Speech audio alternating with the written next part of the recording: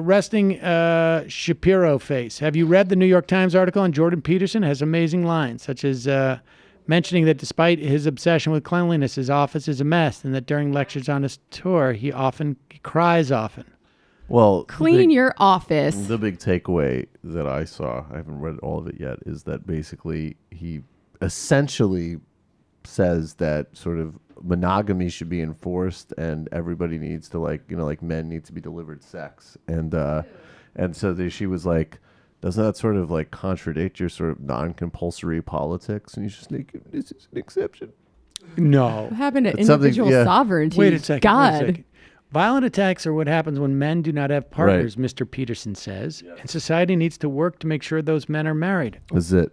Yeah, no one who's married has ever raped anyone. He was angry at God because women were rejecting him, Mr. Peterson says of the Toronto killer. The cure for that is enforced monogamy. What? That's why monogamy, I don't even understand that. That's not very libertarian. But wait a second. He's not talking about enforced monogamy.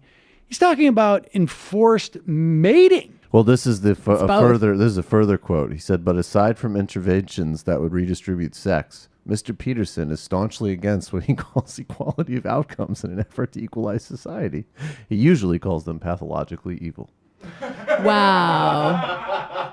Otherwise, women will only go for the most high status men. But that's not enforced monogamy.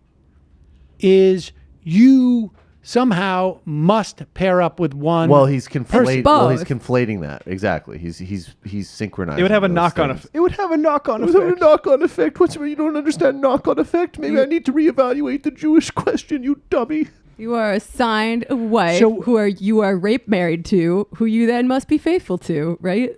And then you're not taking up any other women for the other right. males. But wait a second. Right. But wait a second. I'm sorry. This is the wrong use of the word monogamy. And it's not, I don't know that it even has a knock-on effect. Well, the monogamy part's the second part. He's conflating two things. First, every man needs to have sex or it's dangerous. And then they need to be married, and marriage there needs to be enforced monogamy. That's what he's saying. Okay, but the enforced monogamy is a second order issue. That's whether or not your wife is going to cheat on you. But he's suggesting that he's saying there needs to be enforced mating.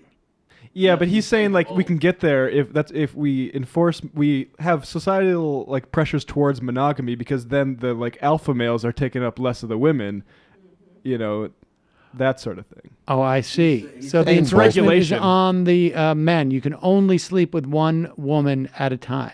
Yeah, it's like a maximum income, but for sex. So basically, terrible policy.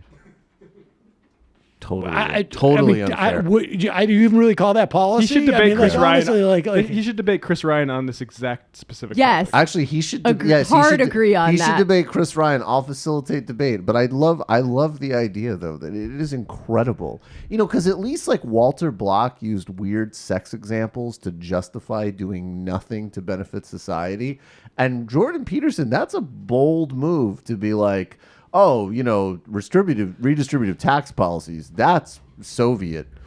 On the other hand, we literally need to legislate. I was trying to fix the culture in many ways. Nothing far right about that. God. I'm not far right. Don't mischaracterize me. I just want to have a fascist rape state, that's all. What you call a fascist rape state, I call monogamy.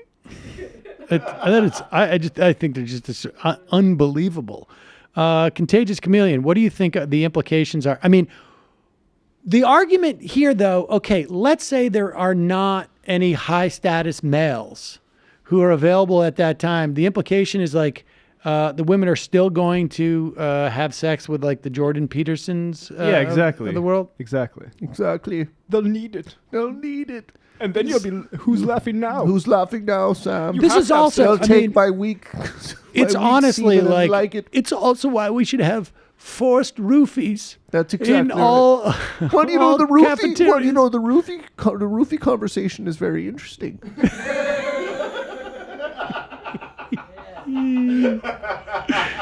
I'm actually literally. I feel like we could put a shot clock on that one, like a countdown. If you don't like the effect roofies have on you, maybe you don't like God. She hated God, which is why she tried to reject her roofie. God, Jesus.